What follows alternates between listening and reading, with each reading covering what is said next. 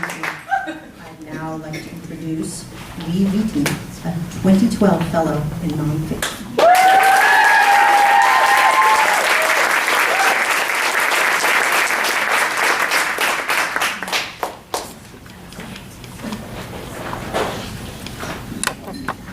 Hi. This is an excerpt from a piece called Wasp's Nest. Molly found me on an internet dating site and began writing me long emails filled with sand and moonlight.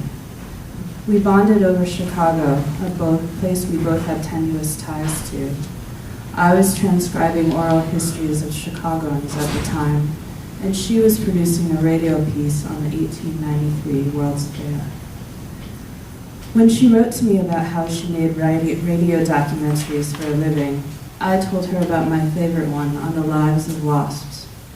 How wasps were the only life forms other than humans that made paper.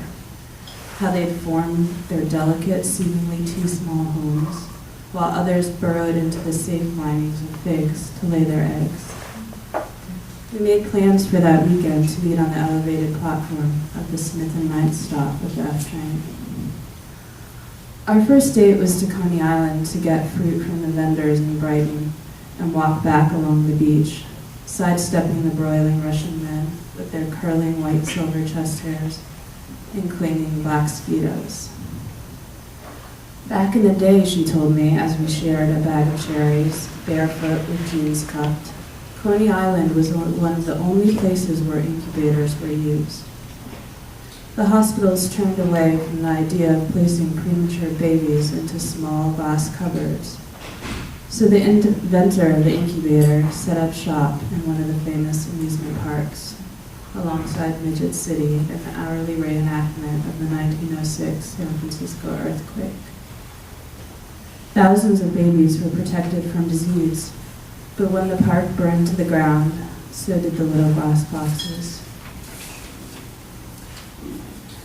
After we first had sex, finishing with earnest promises never to hurt one another, she left my bed to stand in her briefs over the kitchen sink to eat a peach, overripe juice dripping from her chin and down her grief-stricken abdomen. I fell for her long winding stories and the way she would gently place her thick glasses on the side table after I grasped her boy hips. On the 4th of July, we fucked under a blanket on a bench on the Brooklyn Promenade, and once in Greenwood Cemetery after eating bagels and watching the parrots. We would kiss hard in her kitchen, her against the sink, one hand pushed up her shirt, one hand holding a beer fresh out of the fridge. But we would never have sex in her room, with its aqua walls and white floors, and bits of driftwood nailed here and there. She would take me by the hand and lead me upstairs to her sister's place with its spare bedroom, arching her chest toward the stack of books as I reached as far into her as she would let me. On weekends, I would take the subway up to the Bronx. We would hold hands against the stares of her neighbors, and she would lead me to the community garden to pick the bugs off squash and string up the flopping tomato plants.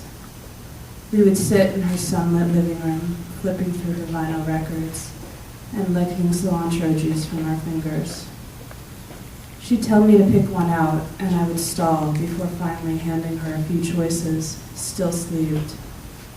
I was terrified, though I'd have to confess that my entire